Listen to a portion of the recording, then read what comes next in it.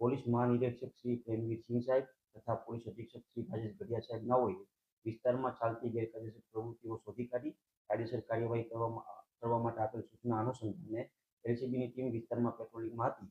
તે દરમિયાન મળેલ માહિતીના આધારે ધોળવા ગામની સીમમાં આવેલ શિવ પેલેસ શોપિંગ ખાતે રેડ કરતા અલગ અલગ બ્રાન્ડની કંપનીના શંકાસ્પદ આધાર પુરાવા વગરના ક્લીનર અને શેમ્પૂનો તેલના ઉપરાંતનો જથ્થો મળી આવેલ, જે જથ્થો જપ્ત કરવામાં આવેલ છે અને આગળની કાયદેસરની કાર્યવાહી હાથ ધરવામાં આવે છે. પકડાયેલ કિસમનું નામ વિવેક દીપકભાઈ ફળદુ છે.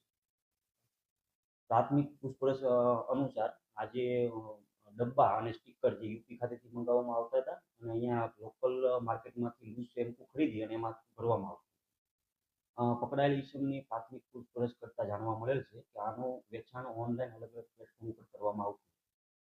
તે અલગ અલગ કંપનીના અધિકૃત અધિકારી વ્યક્તિને જાણ કરવામાં આવેલ છે, જે આવી હતી આગળની વધુ કાર્યવાહી હાથ ધરવામાં